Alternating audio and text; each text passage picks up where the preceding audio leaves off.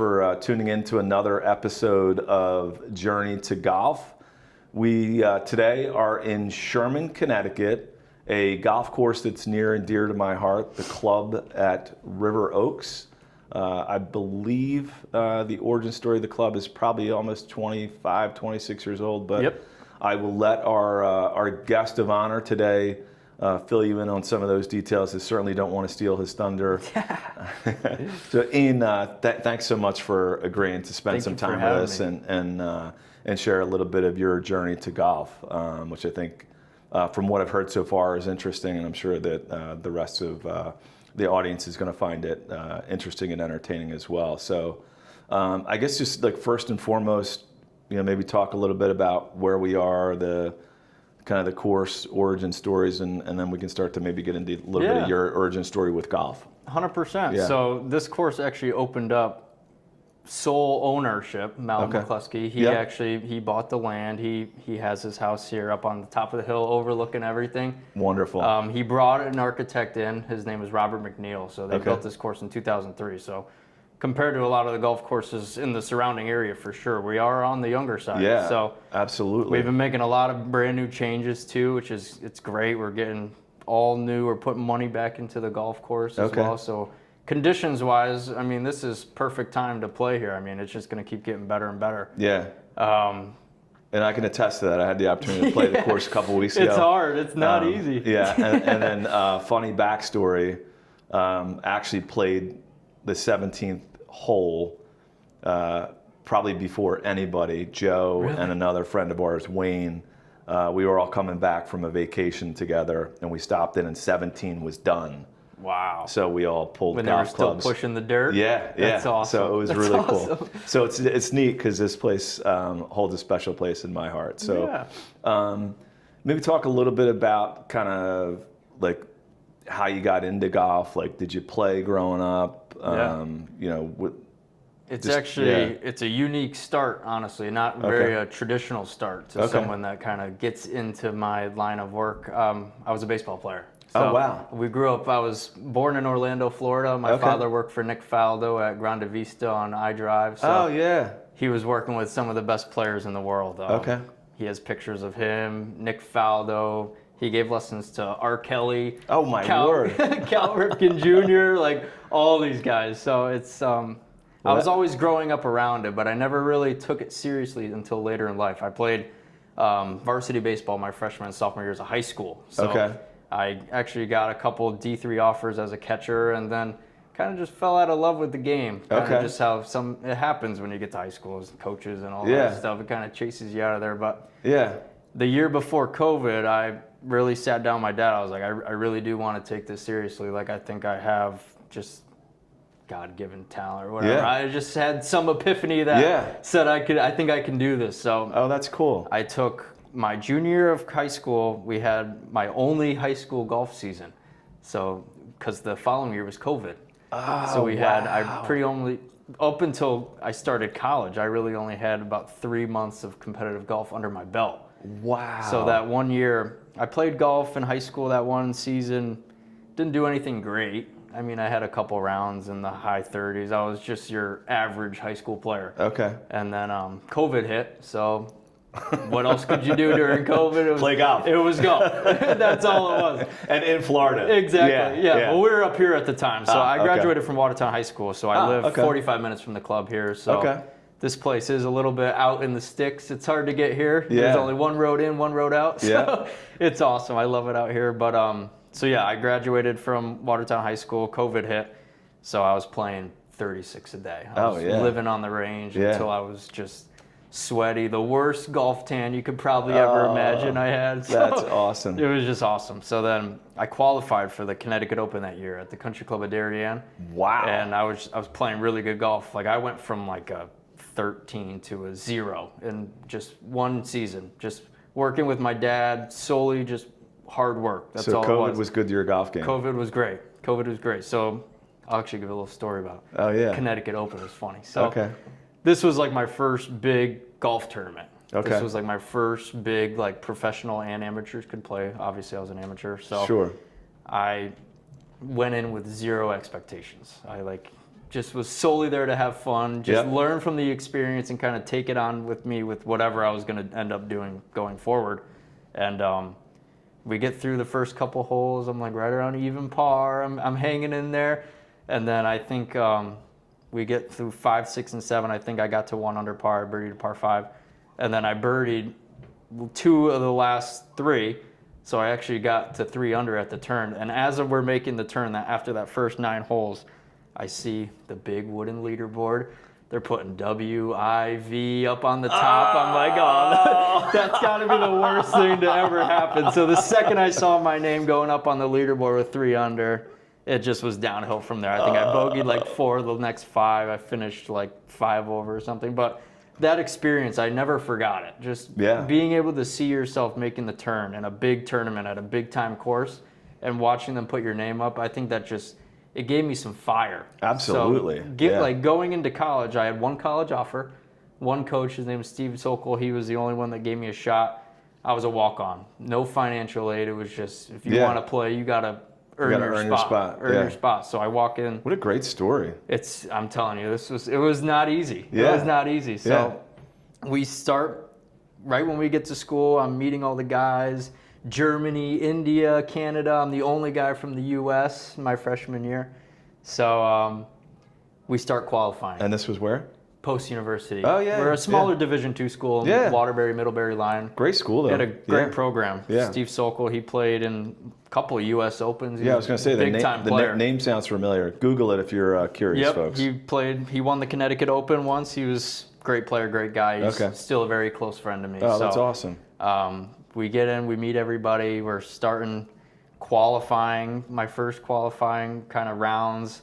Just so nervous. I think I got out there. I played okay the first 6 holes, and then everything just fell apart. I think I finished about like 11 over par. Oh. But it was Country Club of Waterbury was where we were qualifying. So not an easy track. Yeah. Just thrown into the fire. All these kids have been playing since they were this tall. I mean, they've had a club in their hands the whole year, their whole lives. So it was fun. I mean, they're all great guys. I'm still very close with all of them, pretty much, even though we all live different parts of the world. But that's what college golf is. It's just everyone coming together.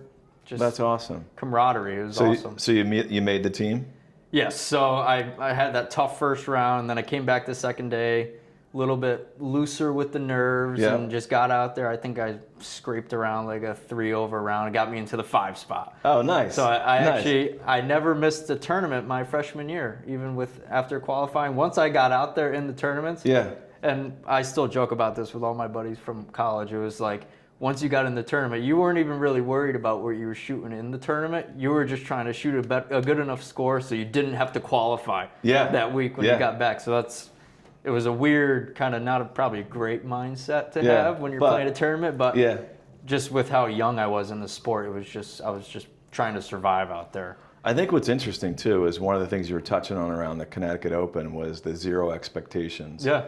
I don't know if you find sometimes that's, in my own personal experience has been sometimes when you're playing these rounds and you go out there and it's either I just want to have fun or, you know what, I'm not going to think about parring the first hole or birdieing this hole, or it's just one shot at a time, 0 expectation. And then, I mean, you look at that, you were 3 under at the turn, right? Yeah. So I think it's interesting. And then the mindset of golf too, right? Like, you made the turn, saw yourself on the leaderboard. Now you had expectation that you had to meet. Exactly. That's a lot of pressure. 100%. Right? You go in with no expectations, then when you start playing good, you're like, well, now I'm expecting myself to finish kind of how I started. And that's when stuff goes sideways. You got to it's one shot at a time. Yeah. You got to be able to talk to your caddy, relax, take a breath, drink your water, whatever your kind of in-between routine is. Yeah. And then when you set up to the ball, you have to lock in 100% for 45 seconds. And then you can go back to whatever you were doing. But you have to be in the moment for 45 seconds. 45 seconds. Did you hear that? Yeah, hopefully 68 times. 68 times, 45 seconds. That's it. If you could do that, you're doing pretty good. It's funny because the guys that I play with on the regular, that's one of the things we talk about is just the grueling nature of having to concentrate for, at a minimum, 3.5 hours. Yeah, right? And then, draining. Like you said, 45 seconds, that does not sound like an insurmountable time, but when you're over that ball, it's an eternity, Yeah, right? it feels like forever. It feels like forever. You're taking all these different variables into play. You're trying to talk through the shot, trying to see what you're trying to do, and then like fully executing to it. But then you got to go back to your relaxed state of walking and taking your time, walking slow. Those are all the things that kind of like young amateurs, especially coming from me, because I'm pretty new into the game myself. Like as an amateur, like you get nervous, you start walking quick, you start rushing everything. Like once you slow it down and really just find your kind of zen in between, that's when you start playing some really good golf. Yeah, no, it's a great point. It's funny because I like to play fast. Yep. And then sometimes wisdom comes from younger people, no offense.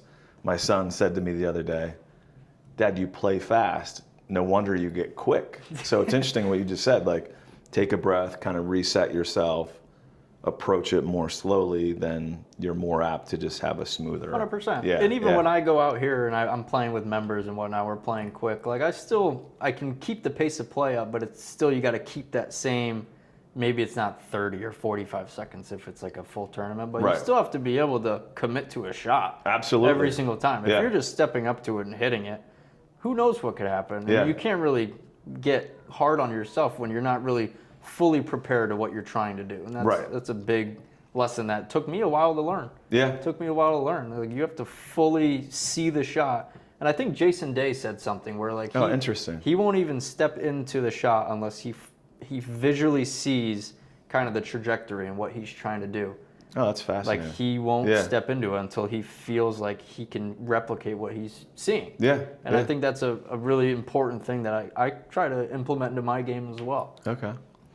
Interesting too, one of the things you touched on was relationships. I think that's one of the great maybe side benefits of golf, right? Like you got these guys all over the world that you played in college with. Now you're still in touch with them. You're forming new relationships, I'm sure, with the membership here and other local pros and that stuff. So you get through college. Yep. Sounds like it was a great experience. It was great. Yep. It was great. And then do you immediately get into... I turned pro the next day. Really? I got my diploma, I turned pro the next day. Wow. And my parents bought land down in Florida, so I'll kind of go into how I started here. Yeah. So I graduate college. And can we talk a little bit about the going pro process? Yeah, there might be some people out there that are not aware of 100%. What that so mine entails. was also a little unique. It wasn't same thing kind of how I got into golf. The way I turned pro wasn't really traditional as well. Okay. So it was just a combination of just good timing and I got very lucky. I'm very fortunate for where I'm at today. I graduated college, got my degree. My parents bought land down in Florida. In Carabel, an hour south of Tallahassee. So we actually went down to go visit their lot. Oh, cool. So while we were down there, through a family friend, we got a call saying that this position had opened up, and they were asking if we knew anybody that was maybe looking to go in for an interview. I immediately got my resume pulled up, sent it over. I was like, I talked on the phone. I said, hey, like, I played golf at Post University. Like my father is a life member. I've grown up around it. Like, is there any way I could come in for an interview? And we get back to Connecticut. This is probably middle of July of last year. So this is my second season now. So we come back. I drive up. I have no idea where I am. Coming out here, no idea. We are in the middle of nowhere, folks. Sherman, Connecticut. Look that up too. Exactly. It's like, am I in the right spot? Like, there's a gate. So I come in. I meet Mao. Mao's such a down-to-earth guy. I mean, he was the best. He always took care of me. He passed away about a month ago. He was the best. If I had any problems with anything, I was calling him. I wish I knew him longer. Yeah. I wish I knew him longer. Joe's the best as well. Yeah. Great man, I can attest to that. He was the best. So we sat down for an interview. I walk into his house. We sit down, and it's just talking. Yeah. It's just talking. It's just, he wanted to know about kind of exactly what I told you, like my story of how I kind of got into it. Yeah. And I think he could just see how much I love the game. And I can't see myself doing anything else. That's awesome. I love the teaching aspect. I love the social aspect. Like you said, just connections. I just love meeting new people. Yeah. And I think he really saw that, and it turned out to be a great fit. Third day on the job, I was thrown right into the President's Cup. So it was like a 40 member tournament.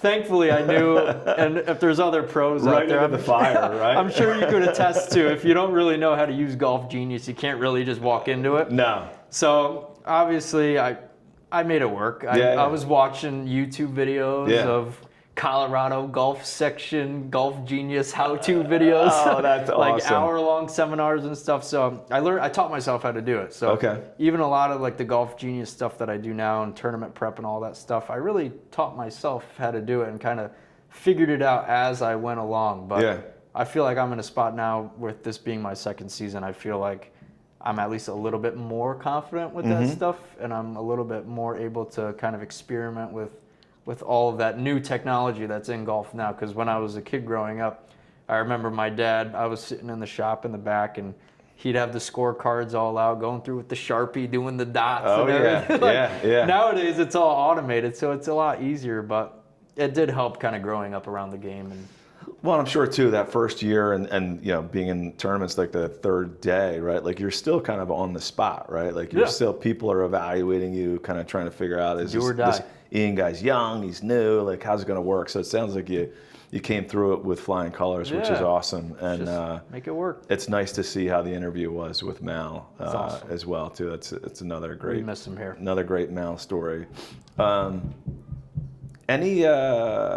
I'm assuming you teach lessons? Yes, I do. Yeah, okay. Yep. Quite a bit. Okay. Any memorable or awkward lessons without naming anybody or calling anybody I like the memorable side better. Okay. Not really many awkward experiences, really. Like, have you had an opportunity yet where you've been teaching and you've had like a breakthrough moment with Yes. it? Yeah. Yes, I have. So one of my students, his name's Andrew. Okay. He's a local kid. He's from New Milford. When we started working last year, he was one of the first kind of juniors that I started teaching. Like, he had pretty sharp fundamentals, so it wasn't really like starting from ground zero. Yeah. I noticed a couple things just from my upbringing and kind of how everything my dad taught me. So everything that I know came straight from him. Right. He's one of the best instructors that I've ever even witnessed before. Oh, that's awesome. He's been my swing coach from day one. Never changed anything. That's cool. Everything from him, I just automatically do it. I don't question it. Yeah. It's just whatever he says, I do. So I took a lot of what I learned, and it actually made my kind of teaching career a lot easier because I've had a kind of good base, especially with me starting golf kind of later in my life. Yeah. I've had to figure it out myself kind of as I've gone with good instruction. Sure. So it made kind of teaching a little bit, not really easier, but I'm more comfortable with helping people because I've had a lot of the same tendencies as a lot of these people that I teach on a day-to-day basis. So Andrew's a great player.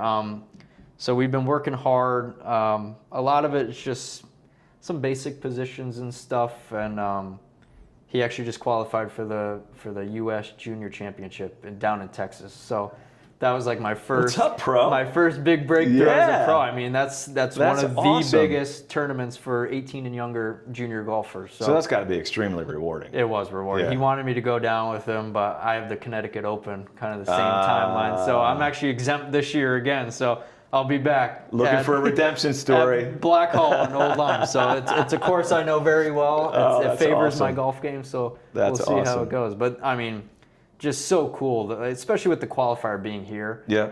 Because we had the USGA qualifier here about a month ago. Okay. And just watching him come up 18, just with a big smile on his face, just knowing he was about to post 1 under par. That's awesome. It was just super rewarding. And actually, he didn't really qualify after the 18 holes because there was a couple other kids that shot 1 under par, so he had to go back out for a playoff. Oh. So then I grabbed everything. I hopped in the first cart I saw where I watched him tee off, striped it right down the middle. It was 3-wood, perfect. Awesome. And then the day before, this is a funny story. So he was having a couple of issues with his alignment, so I taught him something that I learned from my father, where it was just setting the club face to where you want to go, towards your target, with your right foot right behind the club face. Then you step in with your left, kind of take a mini step with the left and the right, so you can guarantee that the club face and your toe line are parallel to your target. And he said he was super nervous. He was like, what do I do? What do I do? I was like, just relax Take a and just breath, yeah. rely on your fundamentals. Like Yeah. go back, just make it super rudimentary. So Yeah. I watched him stand up to that second shot, club face first, right foot behind, mini step back foot. He hit it to this. No. Kicking birdie. Kicking birdie was done. Time to go home. Oh, that's awesome. So it was awesome. Yeah. It was just so fun to watch, just kind of full circle. I think it's cool here, also hearing that your dad, that's something your dad taught you and you're able to pass Yep. that down. And then that's got to be just as rewarding for your father to see that and to know that, he's helped your career and then is helping continues to help your game, it sounds like, which is great. He's awesome. So that's really cool. Well, hopefully Andrew does well. Maybe we'll be able to check back in with you 100%. and see what happens there. 100%. Anything from the tournament victory yourself that maybe you were down, you came back, or it sounds like maybe that first Connecticut Open, it didn't work out, but like any memorable college tournament or even a tournament of late where you definitely displayed some grit and came back, or you just came out of nowhere. So it's funny you say that. I mean, I have a pretty good story that kind of relates to that pretty well. Recent too. Oh, I mean, awesome. This was the Connecticut PGA Championship over at Wampanoag in West Hartford. So beautiful track, Donald Ross design, just amazing. I've never played there. Okay. So no local knowledge. No local knowledge. I go into the tournament, just like we were talking about earlier, there's no expectations. Like, I just fell back on kind of my fundamentals and just wanted to go out there. And I told myself, if I get around an even par, it puts me in a good spot for the second day. Yeah. So I go out there, I have no idea where I'm going. And for those who have played that course, I mean, it is not easy. You got false fronts, you got blind tee shots. I mean, it was tough, but I get around an even par. I played good. I had 5 birdies and an eagle and 7 bogeys. So that shows I had no idea where I was going. So I was scoring well. I had no idea on some of those greens. So I got around even par, whatever. I should have probably played better, but we'll take it. Well, with little local too late knowledge, now. brand new track. Exactly. Yeah. So I get out there. I'm in the final group. Yeah. Second day, I'm in the final group. So I'm Nice. playing with two of the biggest guys in Connecticut. I mean, just super nice guys, Cal Gallo. And, gosh, what's his name? Sorry. Country Club of Waterbury. Yeah. Sorry about that. Just great guys. We go out there. Just another one of those rounds. Just didn't have it going. I mean, just sloppy around the greens, couple 3 putts. But, like, talking about your grit, just not giving up. Yeah. I mean, you make 5 birdies and an eagle. You expect to be 4 or 5 under par, like, worst case scenario. Right. I mean, but you shoot even par, it's not the end of the world. I mean, you're still in it. I mean, there could have been a time in that round where 5 birdies and an eagle, you're around even par. I mean, you're slamming clubs. Oh, yeah. Especially... Been there, done that, unfortunately. Exactly. Yeah. I mean, especially like professional event, you don't want to embarrass yourself. Like, you feel like you played better than what you shot. Yeah. So the second day was kind of around this, like a similar story. Just 4 birdies, just a couple mistakes. Hit a terrible second shot on 18, but made a great up and down for par. Nice. Finished at 1 over par for the round, and finished solo third. Oh, wow. That was my first professional start ever. Congrats. So it was fun. It was great, but I mean, there could have been 15 times during those 2 rounds where I could have just... You could have obliterated the field. On this podcast, yeah, sure. But just, you had the fuck it's. Like, you're done. Like, you just want to pack it in. But it just goes to show, like, even if like things aren't going your way, just you got to fight through it. You got to make it work. Like, there's going to be shots out there where it's just not going your way, but you got to be able to fight and scramble, and that's like a big kind of part of professional golf as well. From what I've realized is it's not all great. Like, we all work. Like, especially all the guys in the Connecticut section. Like, we're all working full-time positions. Like, it's not like we're out there on the range like figuring it out 5 hours a day or whatnot. You're managing the shop, you're managing the course, you're managing tournaments. 100%. It's definitely something not easy. And I think one of the other things that I always like to remind people of is, watch the show Full Swing. Yep. And I can't remember who it was, but it was one of the guys said, golf is hard. So you got like one of the top guys in the world telling you golf is hard. Yeah. And I think the other important point too, the grinding and grit is important. as well. And I think one of the things that we always talk about in tournaments and events is you got to stay in it because you don't know what the next guy's going to do. You have no idea. I've had friends that have won President's Cup matches because they had an 8 on a hole and the other guy had a 9. Yeah. Because you got a hole out, right? Every shot matters. Yeah. So that's cool. It's really neat that you were able to stick with it as well. 100%. Yeah. I got a couple more, I think, questions, and then I got 2 maybe we'll close with. But Okay. any hole-in-ones? No hole-in-ones. No hole-in-ones. Anything close? Yeah, so when I worked over at Watertown Golf Club for probably the better half of 4 years. Yep. Kind of right around that, like late COVID, we're starting to get kind of back to normal. We had the cup liner. Do you remember the cup liners? Oh yeah, yeah. And not the ones that fully came like up out of the ground. Like that was like mid-COVID. That was when we were rifling them off it. But this was like right when we had like the cup liners like right inside the hole. So it was like number, what is that? 15. Number 15 is this beautiful par 3. A tough green. Yeah. Slopes left to right. I hit 2 shots. I hit 8-iron first, and I bent the cup liner in. And then the second shot was like 3 inches. I was like, come on, but I still don't have any. Okay. My father only has 1. Really? And he's got a pretty good career. I was going to say, it sounds like he's had a long career. 1. And it was at his like childhood course when he was probably like 16. It's crazy how streaky it is, too, Bad right? juju in the Wivestad family, I guess. You're going to break it. I got a feeling. You're going to break it. Yeah, when I for do, sure. I'll send you a picture. Yeah, absolutely. I'd love to see that. Funny story, just, Joe McCluskey here. When I finally started to get serious about golf and I joined a club myself and was playing on the regular, I wasn't particularly choosy about balls. And early on, as a 28, I think, when I finally carded a handicap, with thankfully not there anymore, but I would randomly play with balls that I found if I had to. And I came literally that close to a hole-in-one. And it was a flat blue Volvic ball. I sent a picture to Joe saying I was that close. And his only comment was, "Are you playing with a light blue ball?" Not like, "Hey, you're making progress. You knew That's it was awesome." coming. You knew it was coming. I think as soon as I hit send, I was like, "Whoops." Yeah. But that's You got cool. actual blue balls there. That's awesome. Any funny like golf trip stories, Oh my gosh. or your favorite golf trip to date? I think the funniest story I have is coming from college. So for those that play in college golf, I'm sure you know that we all have like the 20-year-old Ford Transit vans.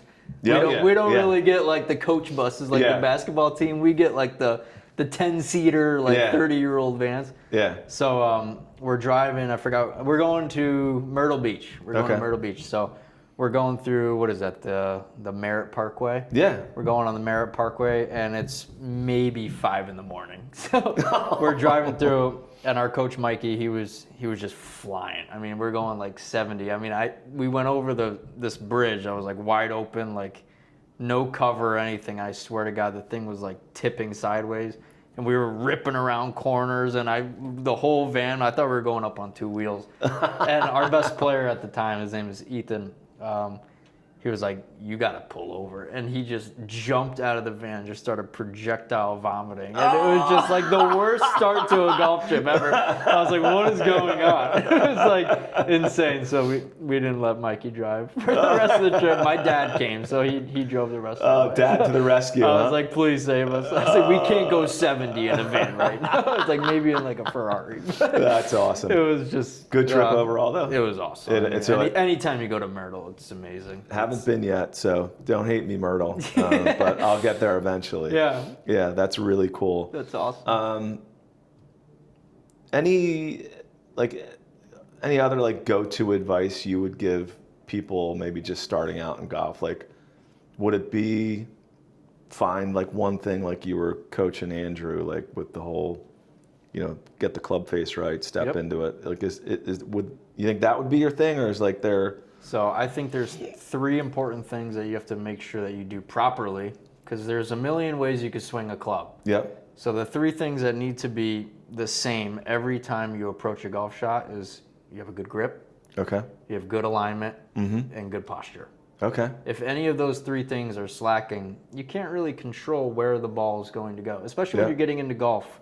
You have to make sure either you go to your local pro or whatnot to learn how to hold the club correctly. Sure. It's something that's very overlooked. And talking about kind of me teaching here, I give about 3 to 5 lessons a day.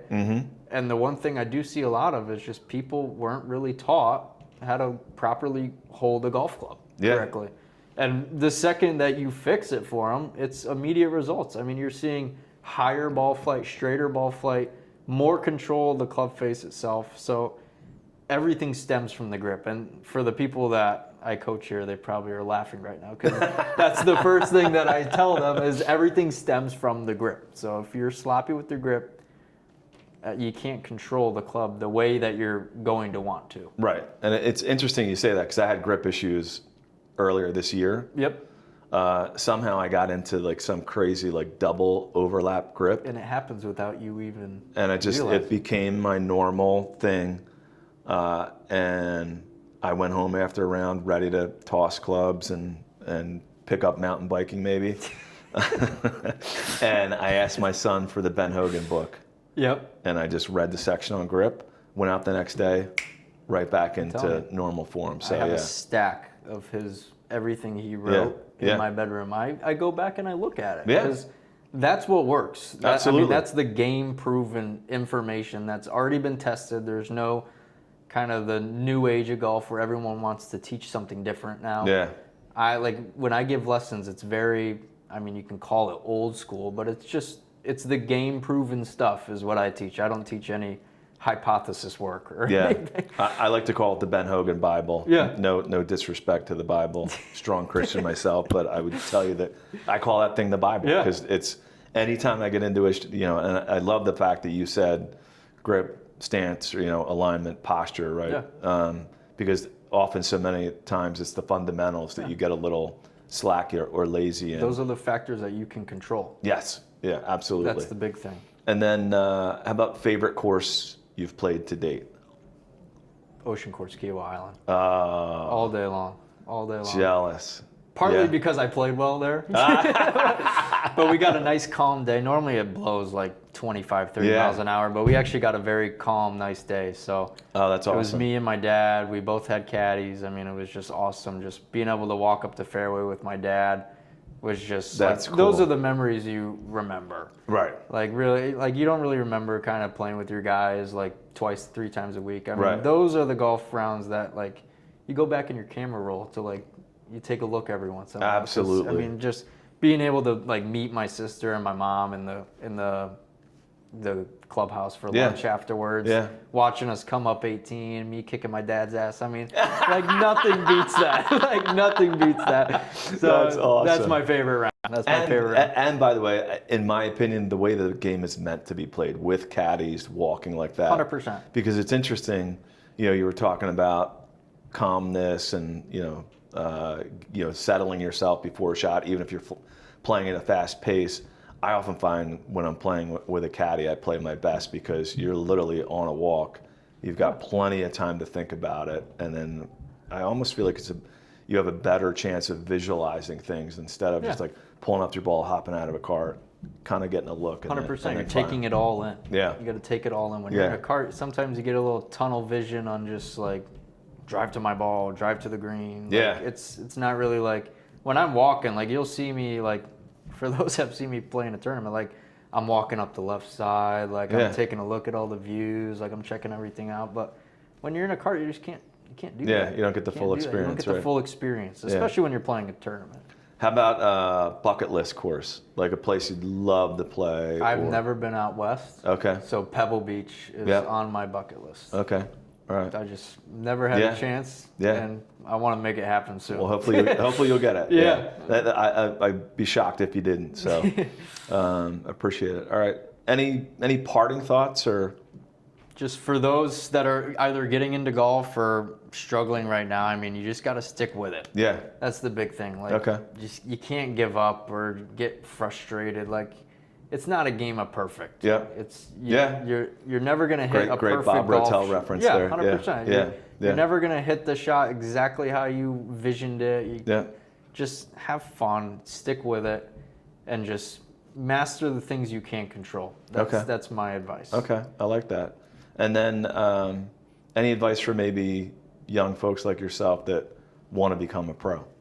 Just do it.